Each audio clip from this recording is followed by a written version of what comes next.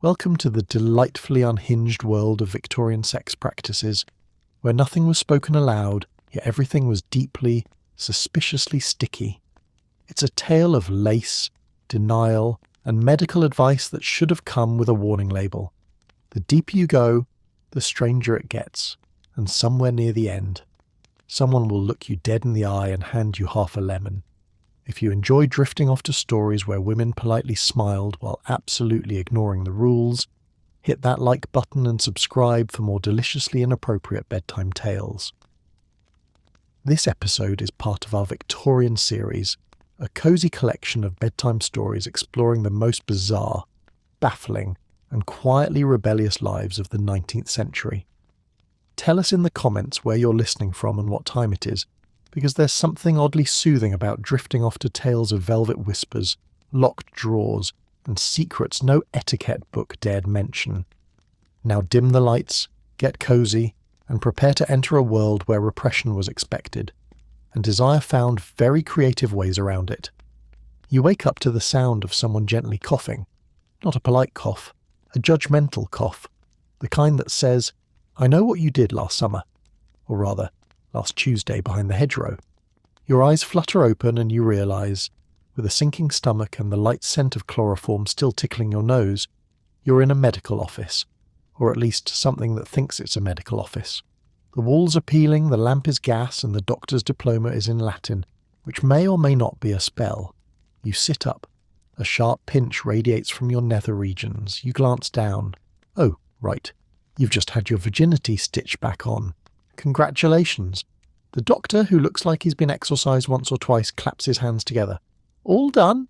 Fresh as the day you were born, or at least the day your father gave away your dowry in exchange for 5 acres and a stubborn goat.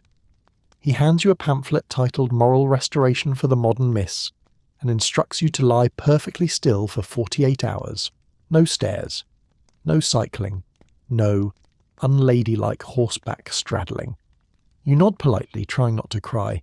It is, after all, a small price to pay for salvation, and also for a slightly used hymen now reinforced with catgut and colonial guilt. Outside, your carriage waits to return you to polite society, to parlours, parties, and potential suitors who shall never know that your virtue was subcontracted. The Victorians were deeply, almost violently, obsessed with virginity. Not just any virginity, but visible, physical, testable virginity. Preferably with written references and a blood-stained handkerchief notarized by a bishop. And so, if nature had been slightly uncooperative, or passion had been slightly too enthusiastic behind a hedge, women turned to a growing industry of hymenoplasty procedures, delicate surgical reconstructions to re-virginize the body and by extension the soul. Some called it moral restoration, others called it surgical salvation. Privately, doctors just called it good business.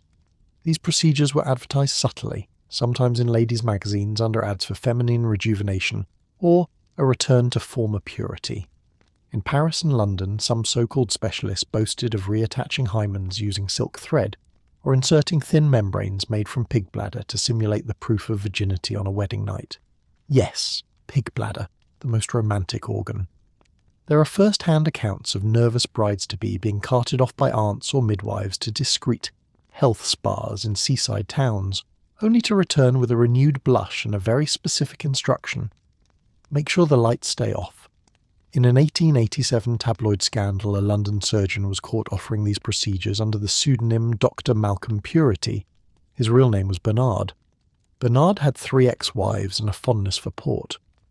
The story broke when one of his patients married into nobility and later confessed, in a fit of religious hysteria, that her maidenhood had been sponsored.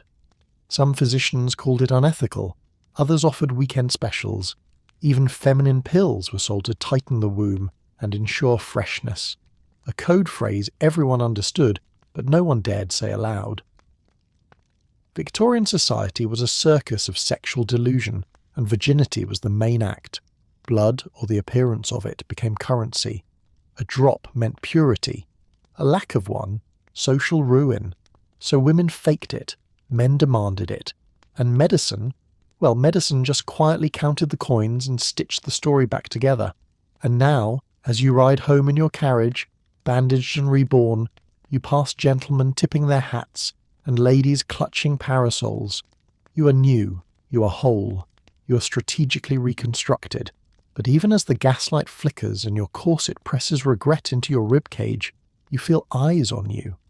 Watching, measuring, judging. The male gaze in the Victorian era? Oh, it was more than a look. It was a diagnosis. You step outside looking like a three-tiered cake with emotional issues. Your parasol is angled defensively. Your corset is compressing everything south of your collarbone into a single flattened moral. Your skirt is big enough to qualify as a residential structure. You are the picture of modesty. And yet, within 5 seconds, 3 men have tripped, one has dropped his pipe, and another has walked straight into a horse. You check your reflection in a shop window just to be safe. Hat, large and hostile. Gloves, virginal. Ankles, completely covered, thank you very much. So what's the problem? Ah, there it is. A breeze has lifted your petticoat exactly 1.3 inches. Not enough to see anything unholy. Just enough to suggest that you might have legs. Scandal! You yank your skirts down like you're extinguishing a fire, but it's too late. The damage is done. A passing clergyman drops his Bible. A child covers his eyes. A woman across the street clutches her pearls so hard she blacks out. Welcome to Victorian England, where your shin is a weapon of mass destruction. You try to hurry, but your bustle has the turning radius of a freighter, and your boots were designed by someone who hated feet and joy. You teeter past a group of gentlemen who stare at you as if you've just offered them opium and a second mortgage. One of them sighs dreamily, the other mutters, "That ankle, was it bare?" You wear 17 layers of fabric. You're essentially an onion in grief. And still, these men are collapsing like fainting goats at the mere suggestion of a kneecap. You duck into a side alley to repin your dignity and think very pure thoughts. You are not an object. You're not a temptation. You're a decorative fern with feelings. Still, the staring continues. The leering, the judgment. You adjust your bonnet. It's wider than a dinner table and may or may not contain a backup birdcage. Somewhere between your ribcage and your sense of autonomy, a small voice screams, "Why is this my life?" You're trying to be good. You're trying to be decent. But apparently your wrists are pornographic. The Victorians were terrified of women's bodies. Not just the usual parts, but all of them. Wrists, ankles, collarbones, even the curves of furniture. Anything that vaguely resembled a female form was considered a gateway to ruin. The phrase male gaze hadn't been coined yet, but it was alive and twitching. Under top hats and behind monocles, scribbling poetry about that. One time they saw a woman's earlobe and never emotionally recovered. To prevent the nation's men from dissolving into lust puddles, an entire architecture of modesty was built around women. Let's start with the furniture. Yes, furniture. Victorians feared that a piano's curved legs might resemble actual legs, so they covered them. That's right, pianos wore pants, table legs too. A curved mahogany leg could, if glimpsed out of the corner of one's eye, incite scandal. So out came the tablecloths, the doilies, the furniture veils, the emotional support antimacassars. Some families even made little custom fabric sleeves for their chair legs, because nothing says sexual danger like a walnut cabriole foot. As for women, modesty wasn't just expected, it was weaponized. Girls were warned that a flash of ankle could send a man into a state of madness. Never mind that men could leer, proposition and grope with impunity. If a woman exposed an inch too much wrist, she had brought it upon herself. Even clothing was designed to confuse and entrap the male libido. Dresses had up to 7 layers of modesty. Corset, chemise, drawers, petticoat, overskirt, jacket, bonnet, and an emotional scar that would last decades. One etiquette manual instructed women to sit with ankles crossed, eyes downward, and expression blank, as if their very thoughts might incite desire. Women were instructed to be soft, quiet, and sexually invisible, unless of course they were married. At which point they were expected to somehow turn into wild, passive pleasure machines overnight. Naturally, this resulted in sexual hysteria of Olympic proportions. Newspaper clippings from the time reveal nervous clergymen railing against overexposed earlobes, women's cycling skirts, and most famously a woman in Kent who was chased down the street for accidentally showing her knee while climbing out of a carriage. She was fined for inciting lewdness. The man who chased her, fined for running. Even Queen Victoria, the human embodiment of a disapproving eyebrow, was known to complain about the rise of garish walking dresses that revealed a shocking outline of the female form, despite the outline being roughly the shape of a very large bell. And so, women move through the world like decorative ghosts, haunting society, seen but unseen, desired but denied. As you return home, a young boy dashes past and accidentally bumps into you. Your ankle flashes for exactly 0.7 seconds. 3 grown men faint. 1 horse bolts. You sigh, adjusting your skirts, already composing the apology you'll need to write to the mayor. You step through your front door into safety. But in the corner of the drawing room sits your husband's study cabinet. Locked, always locked. And tonight, you're going to open it.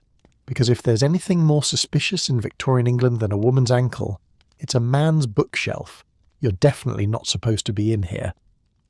The door creaks behind you like it's trying to tattle. The study smells like pipe smoke, smugness, and a faint whiff of something repressed. Possibly lust. Possibly old cheese. You're not sure. What you're sure of is this. Your husband is out. The maid is busy boiling something unidentifiable, and you're standing in his inner sanctum, the study, staring down the forbidden cabinet like it's about to ask for your virtue in exchange for a riddle.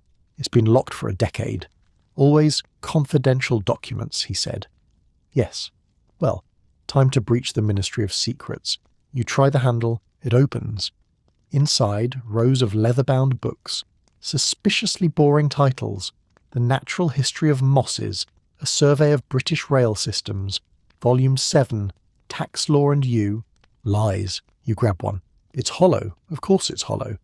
Inside you find a tidy stack of black and white photographs.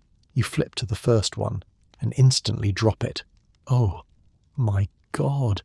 That woman is wearing absolutely nothing but a pair of gloves, a feathered hat, and the unshakable confidence of someone who's been complimented by Oscar Wilde. The next image is even worse. 2 women. Or are they twins? Oh dear. Are positioned in such a way that your corset audibly groans. You grab another book to steady yourself. This one is titled Botanical Sketches for the Moral Household. It flips open to a centerfold, and the page is sticky. You freeze. Sticky. Not metaphorically sticky. Not emotionally sticky. Physically, horrifyingly, oh no, why is this happening, sticky? You make the sound of a goose stepping on a mousetrap and drop it like it burned you. You look around in case someone saw. You are alone. Thank God. If the Queen herself walked in right now, you'd have to flee the country and join a convent. You fan yourself with a picture of a woman posed on a bearskin rug, holding a riding crop and the unmistakable smirk of someone who's ruined at least 3 clergymen. This is what your husband has been hiding. A man who once swooned when your ankle grazed the table leg is harbouring a pornographic library inside a botany book with glue trauma. The hypocrisy is biblical. You shut the cabinet. You shut your eyes. You shut down the entire part of your brain that just asked, where can I get a riding crop?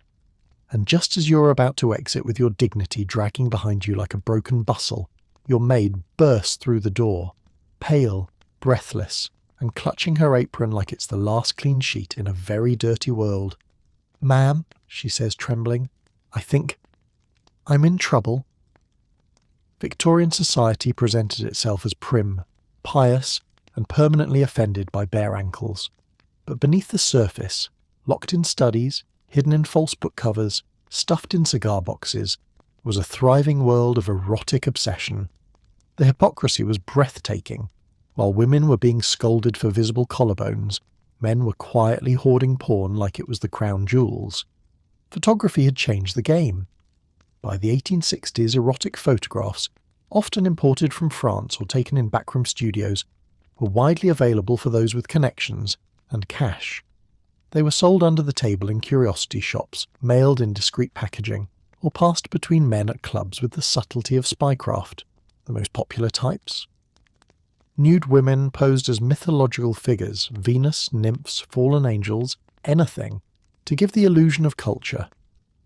Soft focus, bathing scenes, where women lounged in washtubs with the general posture of someone very aware she was being ogled. And of course, postcards from Paris, which featured exactly what you think they did, but with more lace and cigarette smoke. Men justified their collections as educational, medical, artistic, a study in the female form. Some even claimed it helped them better understand their wives, which is a bit like saying you study maps by looking exclusively at treasure chests. Even Queen Victoria's own son, Prince Edward, later King Edward VII, was known to frequent brothels with specialised decor, including a mirror-ceilinged room and a velvet sex chair custom-built for his royal comfort. And yes, there are photographs of that too. Literature too had its quiet rebellion. Books like My Secret Life, an anonymous 11-volume confessional of one man's sexual escapades, circulated in elite circles like wildfire, hidden inside innocent-looking covers. Its descriptions were so explicit that it was banned for nearly a century, and yet it remained in demand. Meanwhile, women who even hinted at curiosity about their own bodies were told to consult their clergyman or simply think of England. As Victorian gentlemen polished their public reputations with sermons and charity balls, they quietly polished other things behind locked cabinet doors. They praised modesty, demanded chastity, and then spent their evenings studying the female form with the intensity of a man cramming for a very private exam. But while men had the luxury of separating their desires from their respectability, the women around them, especially those without wealth or a wedding ring, paid the price when secrets became symptoms, because sometimes the scandal didn't stay in the study. Sometimes it showed up in the servants' quarters. You lead her into the drawing room like she's a hand grenade in a petticoat. Your maid, usually the picture of stiff-backed obedience, is trembling, eyes downcast, apron wrung within an inch of its life. You offer tea, she declines. You offer a seat. She perches on the edge like it might bite her.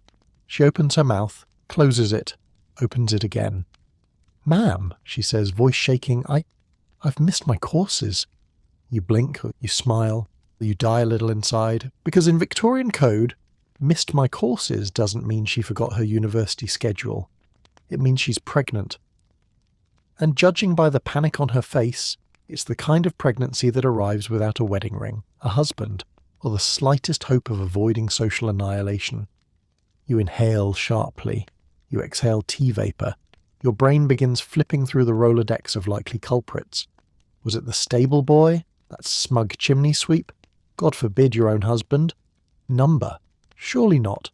Probably not. Hopefully not.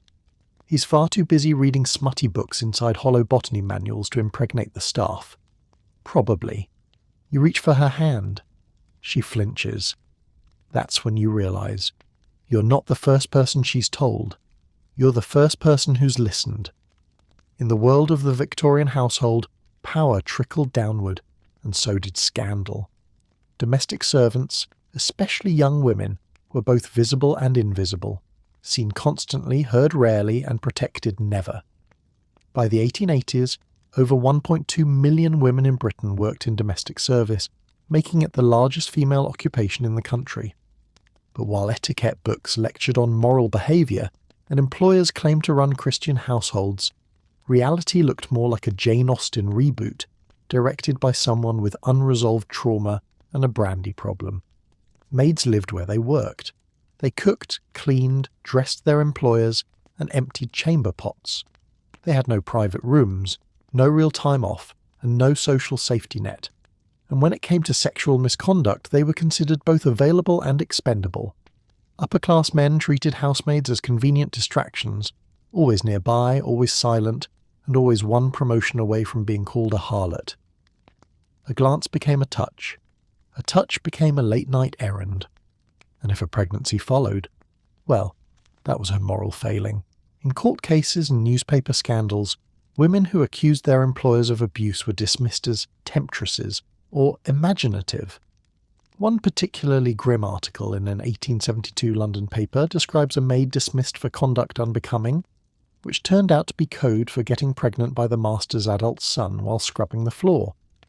Servants had virtually no legal protection. If dismissed, they lost not just their income, but their home, their reputation, and their future prospects. Some ended up in workhouses, others in Magdalen laundries, institutions designed to rehabilitate fallen women through forced labour and a rotating selection of daily shame. And even if a maid tried to report misconduct, who would believe her? A uniform made of calico and humility was no match for a man in a cravat. Even novels of the era whispered the truth. In the Diary of a Nobody, a lower middle-class clerk mentions rumours about the maid and the master. He doesn't elaborate. He doesn't have to. Everyone reading it knows. You sit across from her, this girl with calloused hands and secrets in her lap. She's 16, maybe 17. She looks like a broken teacup with a beating heart. You want to tell her it's going to be all right, but you can't. Because in this world, in this house, in this decade where ankles cause spiritual distress and table legs wear skirts, a maid's pregnancy is not a surprise. It's an inevitability. You pour another cup of tea because you don't know what else to do. Outside, a carriage rolls past the window. A man tips his hat to a woman on the street. And just like that, the silence between you is shattered by the thudding arrival of your husband, now standing in the hallway, holding a mysterious velvet case. He gave you the box after breakfast. You were still holding your teacup when he shuffled into the drawing room, flushed and fidgeting like a schoolboy about to admit he broke the vicar's window. He cleared his throat. "You've seemed emotional lately," he began. You raised an eyebrow. He pressed on. "Yesterday you cried during a Toast Rack commercial. Last week you became unreasonably cross when I commented on your embroidery speed. And this morning, well," you stared at him. "This morning," he continued, "you sighed. Loudly. In front of the maid, there it was. The diagnosis. You sighed in public. Obviously your uterus is staging a coup." He set a velvet-lined case on the table like it might explode. "The doctor says it's hysteria," he recommends. "Mechanical relief." "Relief," you echoed. He nodded. "Mechanically," he added, unable to make eye contact. You opened the lid. It was humming. "It's purely medical," he said, then fled the room at a speed that could only be described as cowardice in motion. You left the box untouched for hours, occasionally glancing at it, occasionally whispering, "What are you?" It purred back. You weren't sure if it was a medical device or a possessed walnut. Now, hours later, you're in your bedroom. Alone. The gas lights are low, the windows are shut. The dog is still avoiding eye contact. It is time. You unlatch the box with all the reverence of a Victorian woman preparing to commit a very personal felony. Inside, brass, mahogany, wires, a crank, and an attachment that looks like it was stolen from a plumbing exhibit at the World's Fair. The label reads, "The Grantham Electromagnetic Nerve Calmer, for hysteria, melancholia, nervous excitability, and other feminine irregularities." Ah, yes, the cure for having thoughts. You remove your layers, your dress, your corset, your drawers, your social expectations. You lie back on the mattress like a Victorian martyr preparing to be canonized for moaning in C major. You flip the switch. The device comes alive like a coal-fired hedgehog with a mission. Your spine straightens. Your pupils dilate. Your soul temporarily leaves your body to file a noise complaint. You clutch the pillow files for divorce, the chandelier wobbles, the cat bolts. Somewhere downstairs, your great-grandmother's portrait face palms. You make a sound so high-pitched that only local bats register it. After 30 seconds, the vibrations subside. After 45, you remember your name. After 1 minute, you sit up, comb your hair, and feel emotionally balanced for the first time since 1847. Your corset unlaces itself. Your ankles are forgiven. You are reborn. And as you close the velvet case with trembling hands, one overwhelming truth becomes clear. You don't have hysteria. You just needed an orgasm and a power grid. To the surprise of absolutely no one who's ever met a Victorian man, the solution to female hysteria was not therapy, listening, or letting women own property. No, it was vibrations. See, by the 19th century, doctors had decided that women were essentially walking jars of emotional jam that needed to be regularly shaken in order to prevent spoilage. If a woman was sad, hysteria, tired, hysteria, opinionated, definitely hysteria. If she had the audacity to exist while not smiling, someone somewhere would shout, "Get the electrodes." Symptoms of hysteria included fainting, crying, mood swings, thinking about things too hard, knitting too fast, desiring sexual contact, not desiring sexual contact, experiencing too many opinions between breakfast and lunch. Naturally, the only cure was for a fully licensed Victorian doctor to administer a pelvic massage until the patient experienced what they euphemistically called a hysterical paroxysm. Modern translation: a medically sanctioned orgasm performed by a man in a waistcoat. But hand cramps are real, and treating nervous women all day wore out the wrists of even the most dedicated gentlemen in cravats. So naturally they turned to machines. Thus was born a series of mechanical devices so hilariously overbuilt you could mistake them for steam-powered juicers. Some plugged into the wall, others ran on foot pedals. One was literally attached to a water wheel. The most famous of these was the Granville vibrator, a brass contraption advertised to physicians as a pelvic nerve stimulant for treating feminine ailments. Because nothing says science like strapping a Victorian woman to a bed and letting an electric hammer handle the rest. And lest you think this was somehow secretive, let's be clear, vibrators were sold in the Sears catalogue. They were promoted in medical journals. They were displayed in the shop windows next to toothbrushes and foot warmers. Women couldn't vote, but they could order a £35 table-mounted orgasm cannon with a handwritten note from their gynecologist. And yet through it all, no one would admit this had anything to do with pleasure. Not the doctors, not the husbands, certainly not the pamphlets which described the device as promoting uterine cheerfulness. Apparently cheerfulness was located somewhere between the cervix and the ovaries, and it required electrical negotiation. Eventually the technology became portable, quieter, and less likely to kill a houseplant. But by then the truth was out. Women were capable of enjoying sex, and that, my dear, was far more dangerous than any motorized device. And so, while gentlemen flipped through naughty postcards in the study, and doctors shook their patients like an Etch-A sketch, one quiet panic grew louder. What if women liked it? What if they wanted it? What if female pleasure wasn't a symptom but a revolution? The answer, of course, was immediate moral collapse, public pearl-clutching, and a series of hysterical lectures by men who had never once found the clitoris on purpose. And that naturally leads us to the next horror. The Victorian fear of the female orgasm. You wake up different. You're not sure how to explain it, but something inside you has shifted, like your spleen got a promotion, and your uterus just paid off its mortgage. You feel incredible, radiant, powerful, light. It's like someone ironed your soul. Your hair is shinier. Your skin is glowing. Your bones are humming with joy and possibly residual static electricity. You try to get up, but your legs disagree. They're still recovering from last night's little science experiment. You eventually hobble upright like a scandalized deer and head for the mirror. That's when you see it. You look satisfied, not serene, not content. Satis, F-I-E-D. You panic. No one can know. You grab your powder puff and start frantically blotting your cheeks like they're leaking state secrets. You try to frown to even it out. It only makes you look smug.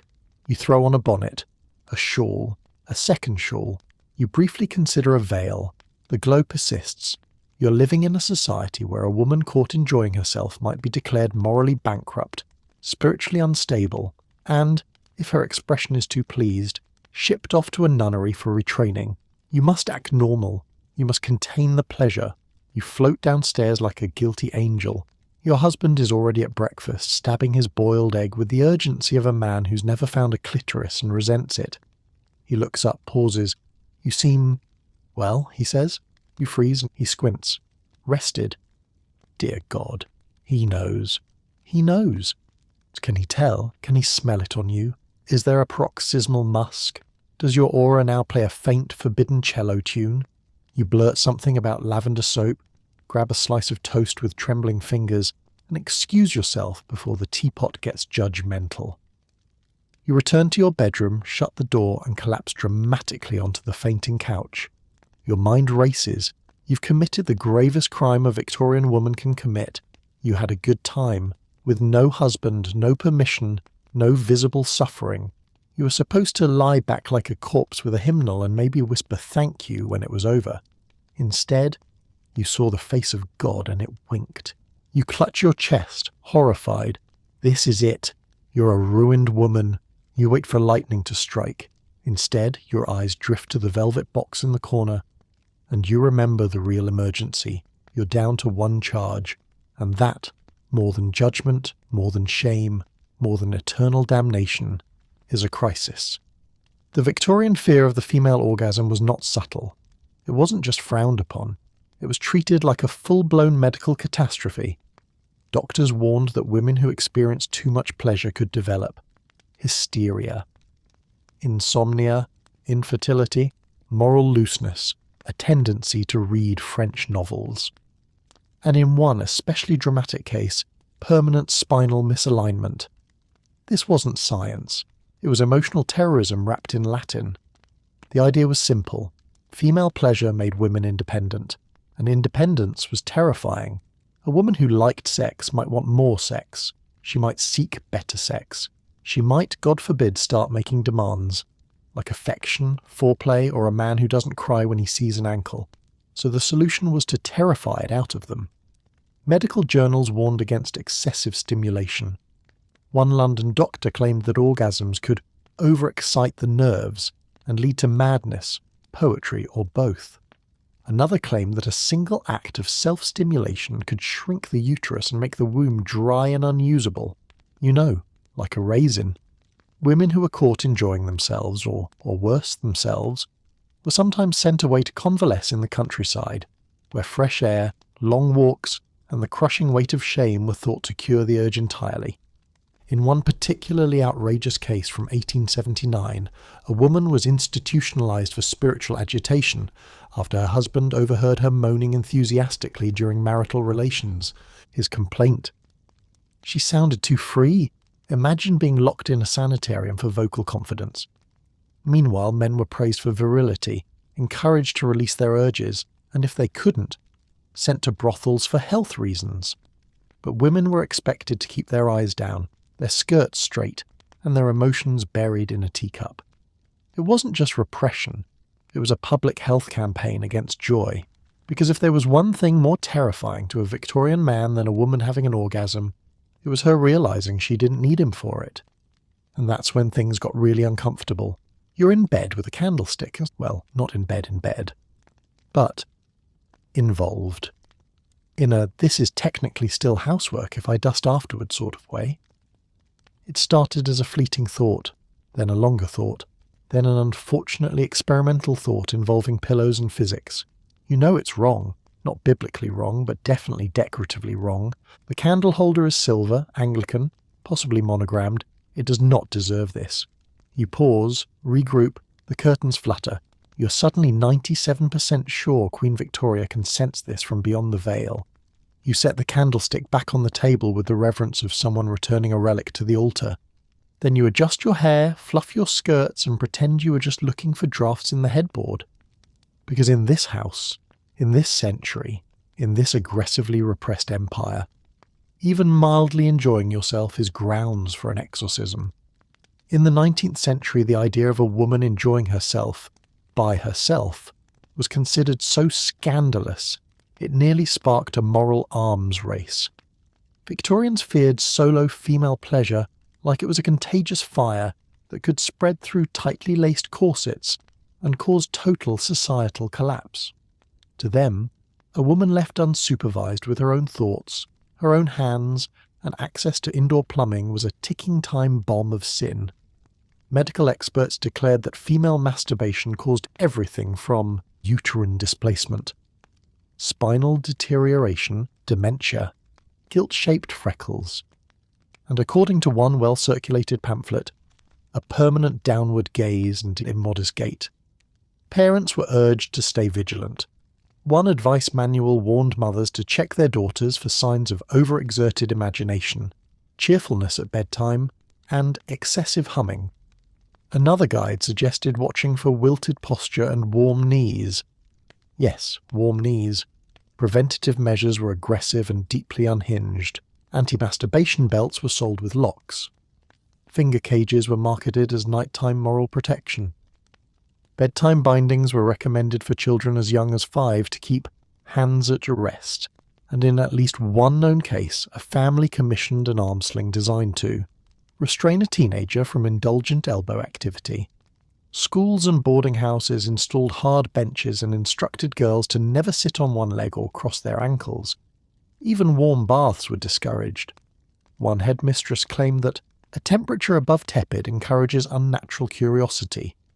To further prevent temptation, household items were reassessed for their influence. Pillows became suspicious. Rocking chairs were re-evaluated. Watering cans were, at one point, removed from a girls' seminary for being too evocative. And perhaps most damning, any young woman found staring wistfully into the distance for too long was assumed to be either composing romantic poetry or contemplating a chair leg. Self-pleasure wasn't seen as harmless curiosity. It was framed as self-destruction, a moral and physical collapse that could transform a gentlewoman into a social ruin by breakfast. Even worse, if caught, the blame never went to the rules, or the shame, or the corsets. No, the blame always landed squarely on the girl, because apparently a woman discovering her own body was a personal failure and definitely not the natural result of living in a world that refused to let her feel good about anything that didn't involve tea or crocheted antimacassars. But if private pleasure caused this much panic, just imagine what happened when a woman's desires turned toward another woman. On purpose. It was only supposed to be a walk, polite, supervised, entirely uneventful. And yet here you are, pressed into the shade behind the hydrangeas, heart racing like you've just committed treason with your face. She looked at you, really looked at you, and that's when the air changed. You brushed hands, you laughed too long. She reached for you.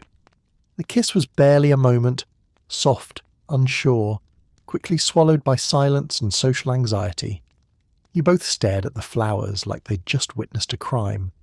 Then quietly she handed you a glove. "You dropped this," she said. "You hadn't. You took it anyway," still warm from her hand, and smiled like everything was normal and your soul hadn't just been rewritten. There was no second kiss, only more parties, fewer words, and a world too frightened to make room for what almost was. But you kept the glove, and every time you find it, tucked deep in a drawer no one touches, you remember the only moment you ever felt truly seen, behind the hydrangeas, on a day that never happened. The Victorian era was many things. Prudish, repressed, corseted within an inch of its life, but it was also deeply blind when it came to women loving women. Men in power simply couldn't imagine it. It wasn't illegal because they didn't think it existed. In fact, when a proposal came before Parliament in 1885 to criminalise lesbian relationships alongside male homosexuality, Queen Victoria reportedly dismissed it outright. Why? Because she allegedly believed women weren't capable of that sort of thing. Yes. The reigning monarch of a global empire could picture a man engaging in scandalous acts involving powdered wigs and back staircases, but couldn't fathom two women doing anything untoward unless a teacup was involved. This willful ignorance created a strange loophole. While male homosexuality was criminalised, female same-sex affection, even love, could flourish quietly, privately, and sometimes boldly, hidden behind society's own blind spot. Victorian women wrote each other passionate letters filled with declarations that would make modern love poems look shy. They shared beds, lived together, and referred to each other as my dearest companion, my heart's comfort, and the wife of my soul. Were all of these relationships sexual? No. Were many of them romantic? Absolutely. The era even had a name for it, romantic friendships, which is Victorian for, we're totally just friends except we hold hands, write poems about each other's hair, and scream internally every time we touch pinkies. Some women became known for their Boston marriages, long-term cohabiting partnerships with other women that were winked at ignored, or occasionally ridiculed by outsiders, but rarely investigated further. And because the public image of womanhood was tied to emotional softness and physical closeness, most people didn't question the intensity. After all, women were expected to cry together, walk arm in arm, and sleep in the same bed during travel. So when two women decided to do all of that, permanently, no one quite knew what to do. Diaries tell the real story. Women wrote about stolen kisses in the garden, about letters passed through sewing baskets, about the agony of being forced into marriages with men they didn't love, while watching the only person they did love marry someone else. Some found ways to stay close. Others lived their entire lives in coded language, holding on to whispered moments and hoping no one noticed that their embroidery was shaped like intertwined lilies.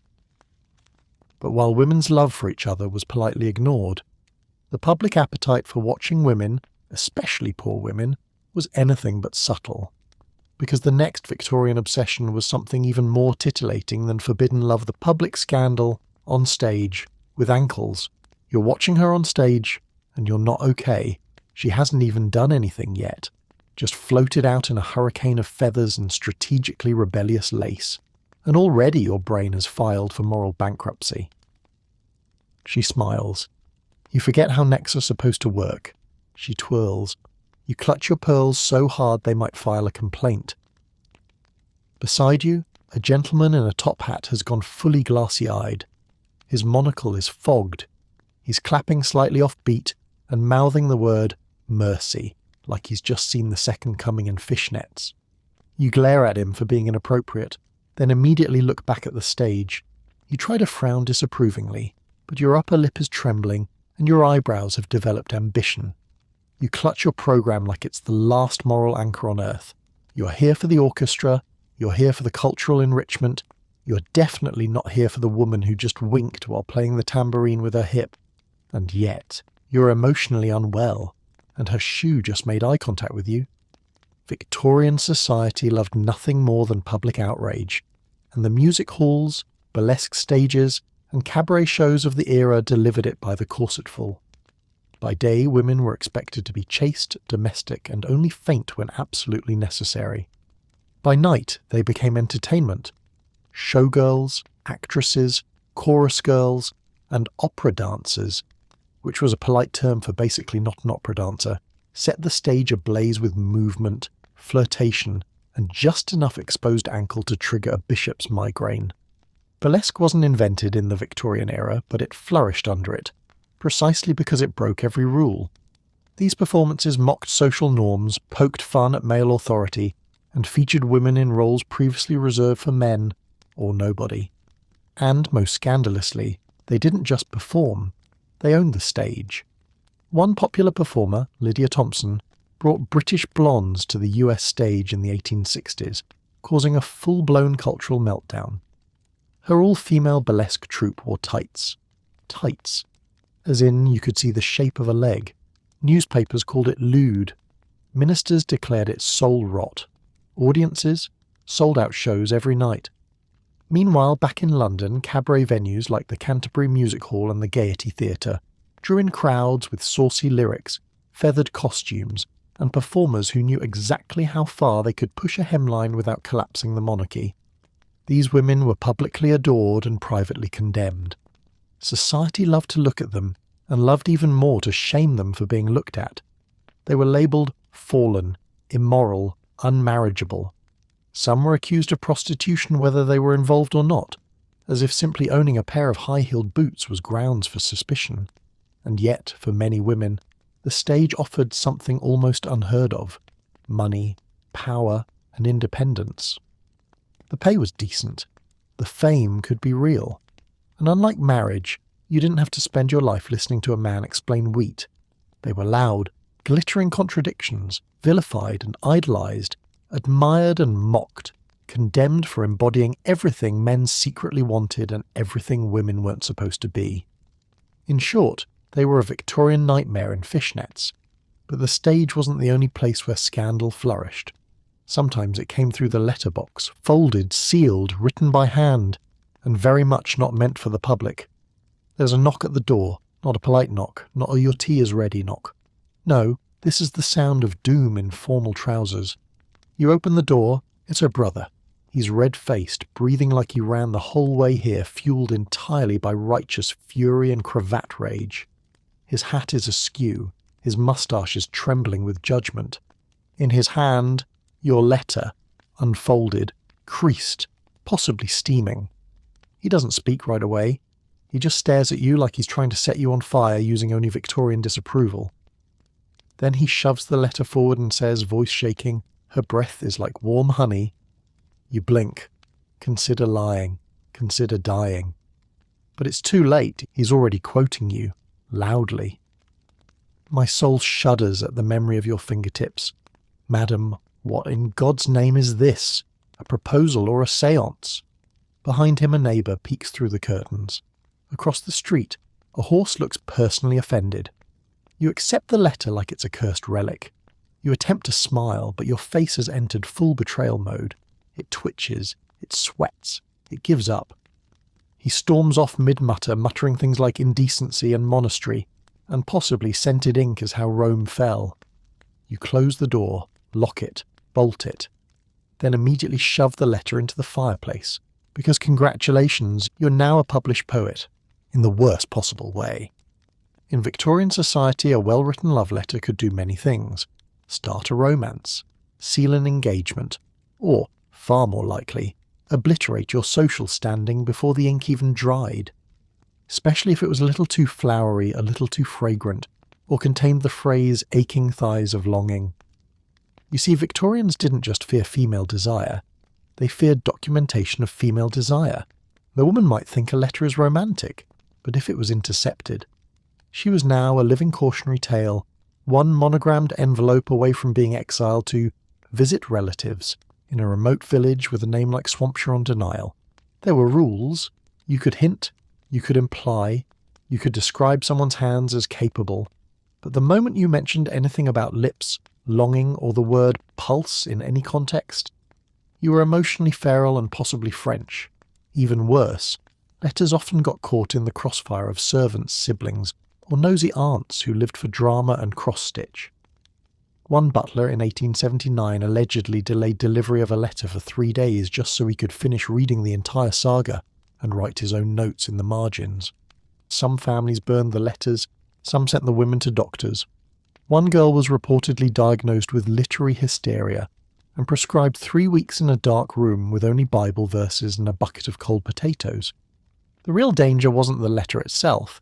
It was that it proved a woman was thinking about her own feelings, which, as we all know, was one step away from absinthe, jazz hands, and moral collapse. But if a love letter could ruin your name, just wait until a doctor got involved. Because Victorian medicine didn't just misunderstand female pleasure, it diagnosed it, with Latin and leeches, and several firm opinions about your uterus. You're at the doctor's office, which is Victorian for you've been having feelings and someone noticed. You smiled too much at the neighbour. You sighed during church. You dropped a spoon and whispered, "Oh my," in a tone that suggested yearning. Now here you are, lying on an exam table while Dr. McPompusworth, MD, ASS, Academy of Serious Scowling, taps your forehead like he's searching for scandal. You explain that you've been tired, restless, that sometimes your heart races for no reason, especially after reading poetry, or seeing a lamplighter with good calves. He nods gravely. He writes something in a notebook labelled Unholy Thoughts Volume 2. Then he adjusts his waistcoat and announces, classic case of womb agitation, possibly airborne.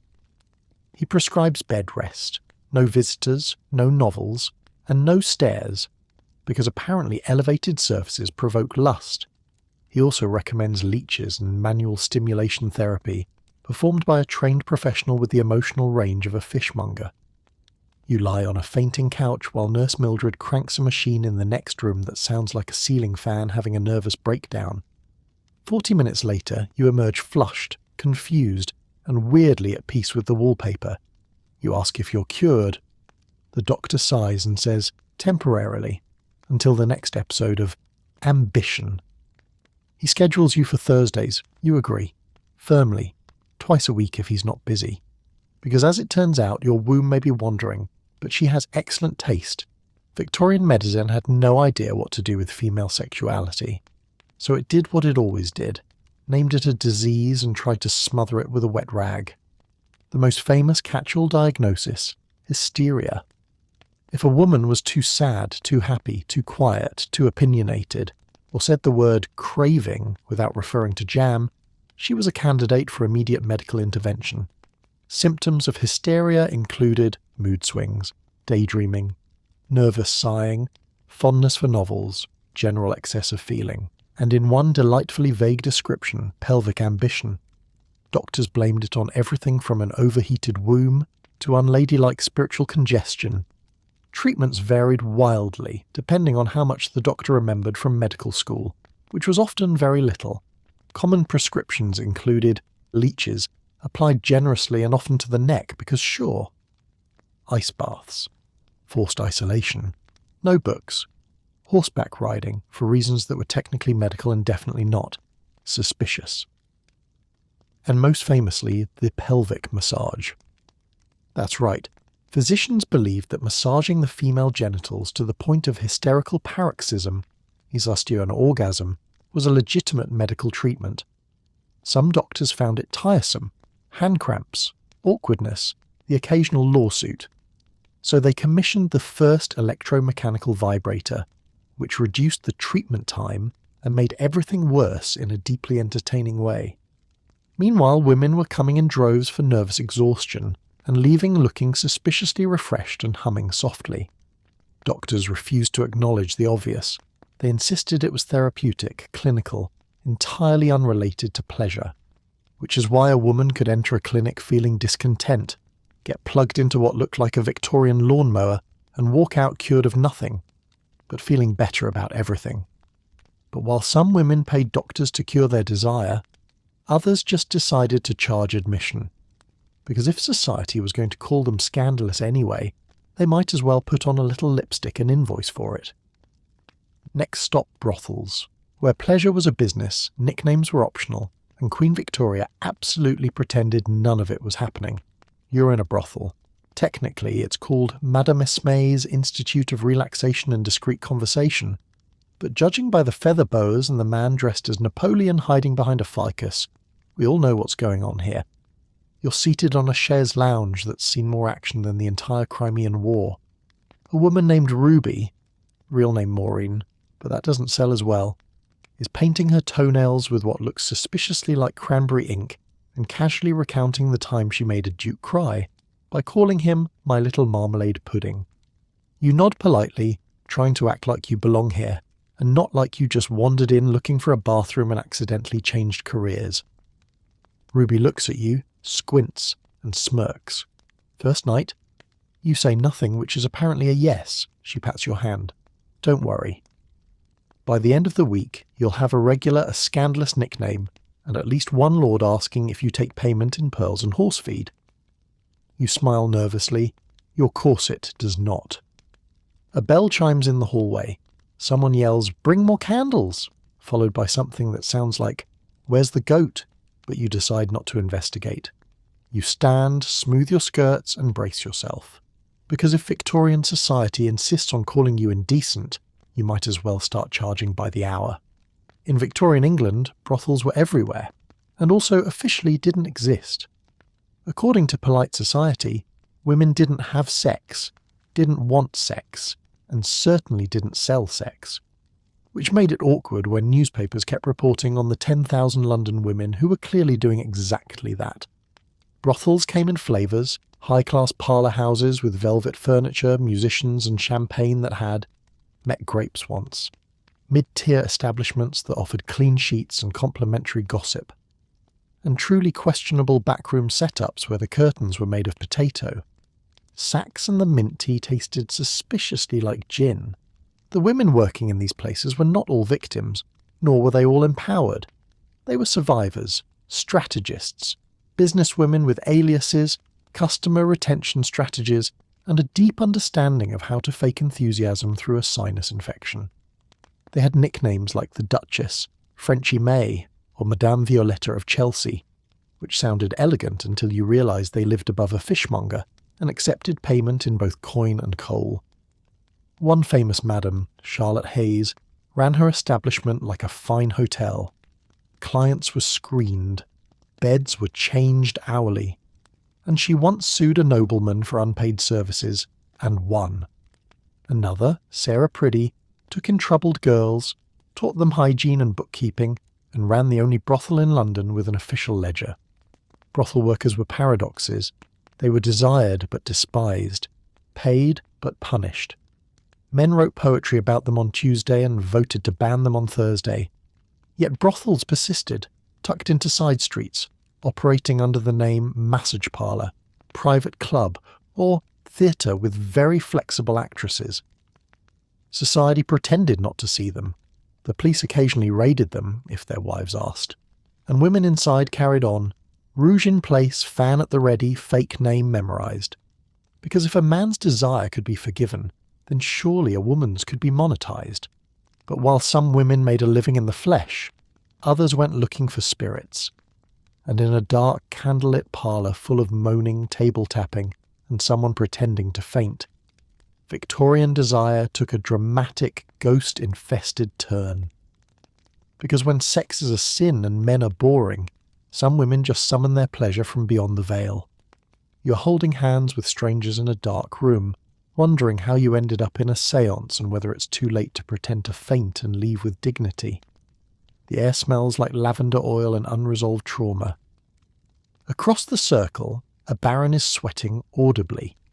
The woman to your left has her eyes rolled back and is whispering, "I feel him," in a way that is both spiritual and deeply suggestive. The medium, a woman named Madame Constance Lightfeather, tells you to remain calm and open your spirit to messages from the other side. You're trying. Really you are, but someone or something just brushed your thigh under the table. You stiffen. You glance around.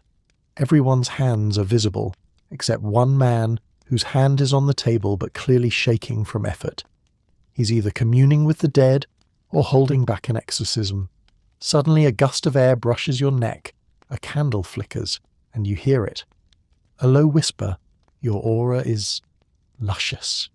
You do not know who said that, but the temperature drops 5 degrees and your corset tightens in alarm. You may or may not be experiencing spiritual harassment. The table raps once, then twice. The medium gasps. The ghost identifies himself as Reginald, age 143, emotionally available and longing for physical connection. You stay in your seat, because frankly, it's the most attention you've gotten since Easter. Victorian spiritualism was supposed to be about talking to the dead. Instead, it often turned into a very well-lit excuse for socially acceptable touching. Séances were all the rage from the 1840s onward. People gathered in parlours to hear messages from beyond, usually via raps, knocks, table tipping, automatic writing, and the occasional intimate ghost whisper. It started innocently enough. The Fox sisters of New York claimed they could communicate with spirits through wall knocks. They were so successful they sparked a full-blown spiritualist movement that spread straight into the corset-clad drawing rooms of England. But the moment it got to the Victorians, it got weird. The dark rooms, the holding of hands, the moaning, the medium breathing heavily while channeling someone named Walter. Let's just say, people were catching feelings. Female mediums were often young, attractive, and mysteriously overtaken by spirits during sessions. Some collapsed, some writhed, some delivered messages in deep, sultry voices that had absolutely nothing to do with the afterlife, and everything to do with repressed urges and a lack of indoor plumbing. Men were mesmerised, women were transported, and newspapers were deeply concerned that séance rooms had become soft-lit theatres for unsupervised thigh-touching. One particularly enthusiastic medium was caught using her spirit guide as an excuse to kiss half the congregation and press her bosom against a clergyman while speaking in tongues. She was banned from Bath. She became more popular in London. Some séances even turned full-on sensual. Clothing mysteriously loosened. Furniture levitated. Someone always fainted. And while many spiritualists insisted it was sacred work, others leaned in. They sold tickets. They dimmed the lights. They whispered just a little too close to your ear. And if a ghost happened to stroke your ankle under the table, well, it wasn't your fault, it was the spirits. But even spectral fondling had nothing on what came next. Because when the Victorians turned their gaze toward reproduction, they lost what little was left of their composure. Let's talk about fertility, and the truly bizarre things people were told to eat, wear, drink, or chant. To summon a child, you're trying to conceive. Which is to say, your house now smells like onions, wine, and burnt hope. You're wearing a fertility charm that looks like a cursed bracelet. You've got goose fat in your shoes, and your husband is hiding in the shed because last time he walked into the bedroom, you were whispering ancient baby names into a boiling rutabaga. Every woman you know has advice. Your mother-in-law says to sleep with your legs elevated and your regrets suppressed. Your neighbour swears by fennel tea, moonlight, and just giving him a real good look before you lie down. Your midwife just shrugs and hands you a lukewarm tonic that smells like cloves and horse. You've tried lying flat after intimacy, then upside down, then curled in a circle to trap the essence. At one point you were spinning counterclockwise in your nightgown while chanting, "Come forth, small heir," like a possessed heirloom. Your aunt says it's your womb being stubborn. The vicar says it's the devil. Your best friend says, maybe try relaxing. You're on the verge of faking a pregnancy just to get a break. If one more person suggests you think positive, you will hurl your fertility necklace into the fire and scream in Latin. But you keep trying, because in this house, conception isn't just a miracle. It's a group project with snacks, spells, and several near-fatal tea infusions. Victorian ideas about fertility were a chaotic mix of folk magic, bad science, misplaced religious guilt, and general desperation wrapped in lace. Pregnancy was everything. It was proof of a woman's value, her virtue, and often her only social currency. So when babies didn't arrive on schedule, people got creative. Here are just a few genuinely recommended remedies and rituals. Onion-filled stockings, meant to draw warmth to the womb, also useful for repelling anyone with working sinuses. Warm goose fat poultices, rubbed on the abdomen to encourage ripeness, which sounds more like a melon than a person. No tight corsets, not for medical reasons, but because some doctors thought it scared. The eggs. Sleep facing west, because that's where life begins, or where the stork lives. Or maybe, just because someone said so in a pamphlet printed near a tree. Midwives advised women to eat carrots for virility. Avoid cold feet, it chills the womb. Keep a gold coin in their bra, it tempts luck. And in one particularly theatrical case, perform a fertility dance in front of a fireplace, while yelling "come forth" like a fertility-themed Shakespearean ghost. Men, meanwhile, were usually told to eat oysters, avoid spilling their vitality, and not think about Paris too much. Medical professionals weren't much better. Some believed conception was tied to lunar phases. Others prescribed wine laced with iron shavings. One infamous 1873 manual simply suggested that women should visualize the child as a blessing and the body will follow, which is great advice if your uterus is operated by Pinterest. And then there were the fertility elixirs, sold by travelling salesmen and back-alley apothecaries, often containing a magical blend of opium, cocaine, sugar, and whatever powder happened to be nearby. They didn't cure infertility, but they really helped you stop caring about it. You do not want a baby. You already have a parlour full of nieces, a pantry full of stress, and a husband who believes his presence alone should count as a contraceptive device. And yet, here you are, standing in your candlelit bedroom, holding half a lemon, staring at it like it's about to save your life. Agnes, your neighbour, swears by it. She also swears by whispering affirmations into a jug of milk and tying goose feathers around her ankles so you're sceptical. Your options are limited. The rubber sheath you ordered arrived in a box labelled shoe polish accessories and looks like it was made from leftover carriage tarp. Your husband tried it once and declared it too scratchy on the sole. Then he gave it to the butler to patch a hole in the teapot. You've been advised to douche with vinegar, apply a gentle block of beeswax, or insert a sponge soaked in wine and hope for the best. Tonight, You're going rogue. You've constructed what can only be described as a citrus-based hope shield, tied together with lace and fear. You take a deep breath. Neville emerges from the washroom wearing nothing but smug confidence and one sock, and as he approaches, you position the lemon with trembling hands and whisper the 4 sacred words of Victorian contraception. I read this somewhere. In Victorian England, birth control was a subject wrapped in shame, whispers, pseudoscience, and fabric soaked in vinegar. Officially, it didn't exist. Unofficially, it existed in nightstands, teacups, and awkward conversations under candlelight, the Great Sponge Era. Women used homemade pessaries, sponges soaked in vinegar, wine, lemon juice, or whatever acidic substance was nearby. These were inserted before intercourse and often accompanied by a whispered prayer and a bottle of brandy for emotional support. Effectiveness, low, discomfort, high, smell, citrusy panic, the womb shields and rubber contraptions. There were also mechanical devices, rubber caps, cervical stoppers, and terrifying brass contraptions sold under names like Madame Prudence's protective dome, the matrimonial shield, Dr. Harrison's patent gentlewoman's barrier, now with lace edging. These were sold discreetly by travelling salesmen and advertised in vague terms like for feminine discretion or to preserve one's calendar of virtue. Condoms. But not quite. Condoms existed, but they were made from sheep intestines, oiled silk, or fish bladders. They were expensive, reusable, and often patched like bicycle tyres. Some were tied on with ribbon.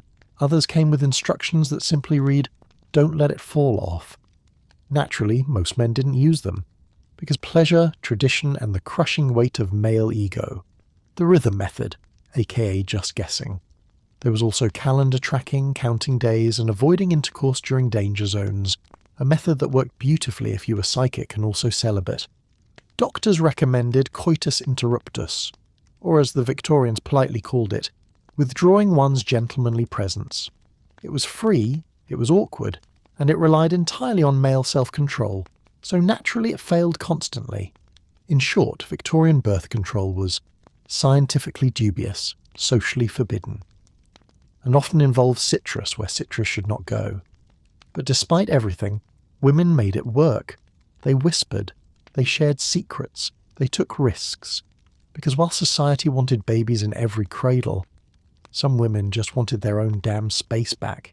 And so, dear listener, we draw the velvet drapes on this great parade of pent-up passion, ghost gropes, vibrating medicine, and one woman screaming into a turnip for fertility.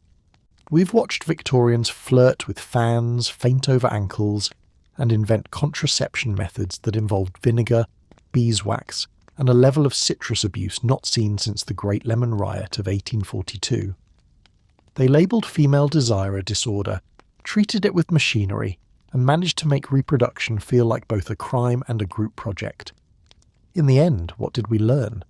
That if you mix lace, shame, and poor lighting, you'll get a society so sexually confused it thinks spontaneous combustion is foreplay, that no one, not the vicar, not the physician, not even Reginald the flirty ghost, had any clue what a woman actually wanted, but by God they were determined to prevent it. And so the legacy of Victorian sexuality lives on, fragile, flustered, and clutching a lemon wedge like it's both a defence mechanism and a lifestyle choice. And now, as the final corset is loosened, and the parlour glows with the warm haze of scandalous pamphlets and improperly stifled urges, I hope this ridiculous little tour through Victorian sexuality lingers, like the aftertaste of lukewarm womb tonic served with a side of moral judgment. You've survived passion diagnosed as illness, lemon wedges mistaken for science, seances that turned into second base, and enough pelvic massages disguised as medicine to make Freud rise from the grave and politely excuse himself. But for now, it's time to rest. The ghost has stopped whispering, the contraceptive sponge is back in its embroidered pouch, and your husband is snoring beside you, fully unaware you faked the last 3 fainting spells. If you're still awake, impressive. You've just endured history's most repressed, overcomplicated, citrus-forward attempt at understanding desire, and you didn't even get a pamphlet to take home. Hit subscribe so we can unbutton another tale of lace-trimmed lunacy tomorrow night. And as you drift, the soft crackle of the fire will carry you deeper, far from vibrating doctors' offices and ghostly gropes, and into sleep.